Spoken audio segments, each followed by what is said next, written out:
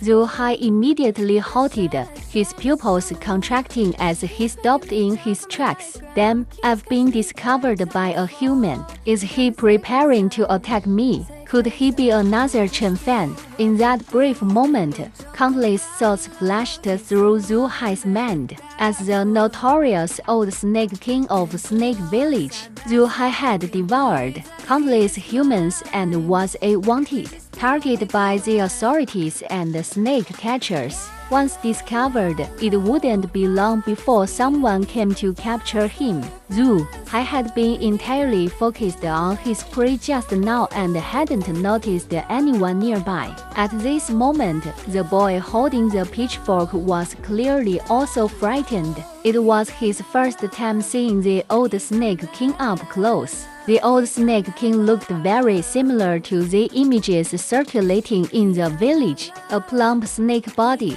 an oval snake head, triangular scales, and pale golden snake eyes, though not as large as imagined. Xu Hei stared at the boy in front of him, and to his shock, the boy's face began to change, becoming cold and ruthless. That face slowly morphed into Chen Fan's face. Boom! Xu Hei's scalp tingled instantly. With eyes full of terror, he turned and vanished without a trace, moving at the fastest speed of his life. After Xu Hei left, the half-grown boy sat down heavily on the ground, his pants already wet. Was that the old Snake King? Why didn't he eat me? The boy was still terrified but also puzzled.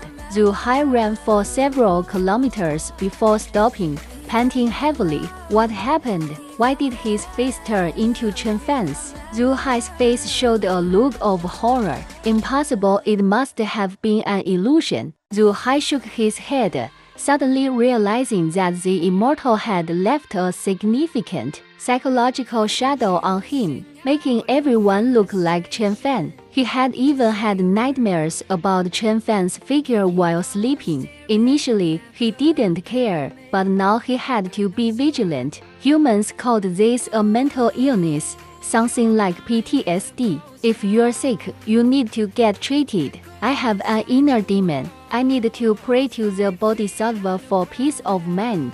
Xu Hei took a deep breath, making up his mind.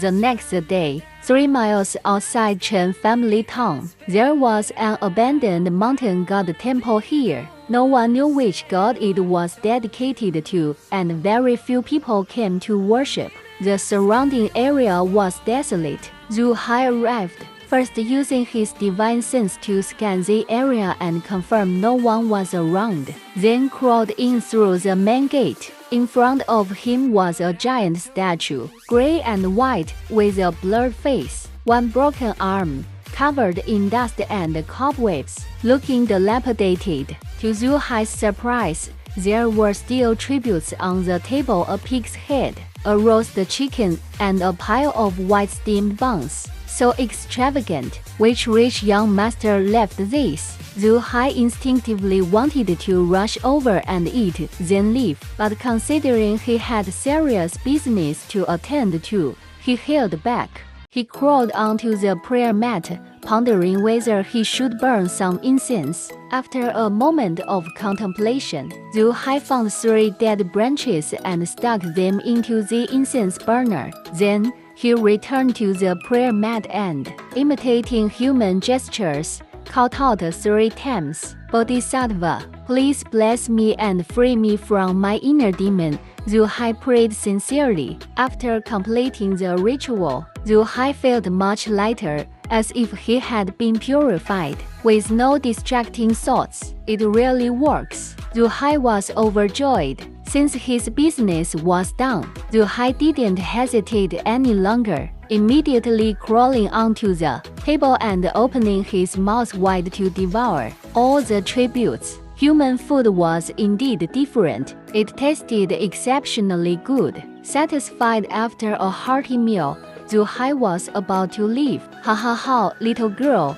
where do you think you can run to?" Suddenly, a sinister laugh and a woman's scream came from outside the door. Xu Hei shivered and quickly hid behind the statue. Using his divine sense, he saw a young woman fleeing into the temple. She was dressed lavishly, with jeweled hairpins and a silk robe. Clearly a rich young lady. Chasing her was a young man with a knife. Xu Hei recognized the knife-wielding youth. He was one of the people who had thrown Chen Fan into the pigsty that day. Xu Hei frowned. He just wanted to leave quickly, but behind the statue was a wall with no back door. To leave, he would be seen whether he crawled out the window or walked through the main door. What a hassle! Xu Hei sighed and decided to stay put until they were done. What do you want? I'm the third Miss Chen. I can give you anything you want, just don't kill me.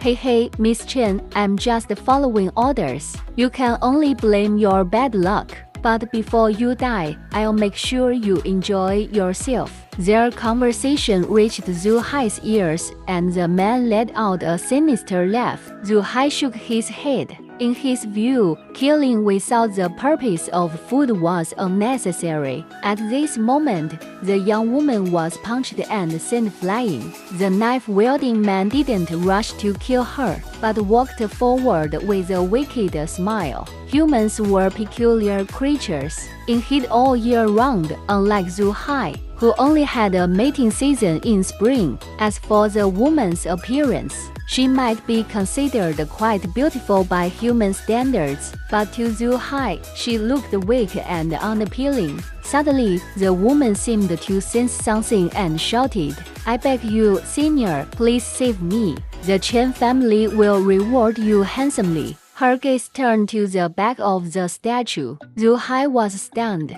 Had he been discovered? Who? The knife-wielding youth shivered and hurriedly looked around. Seeing the dust marks on the ground, he squinted his eyes and glanced meaningfully at the statue.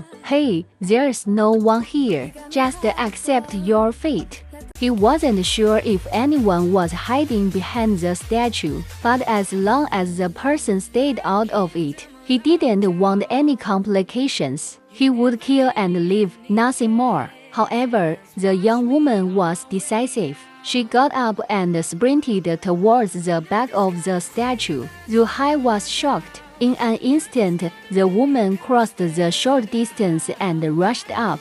"Don't come over." Xu Hei's heart screamed as he saw the woman, full of hope, come behind the statue and look in his direction. "Senior," she was about to speak when a giant snake tail whipped her face. Smack!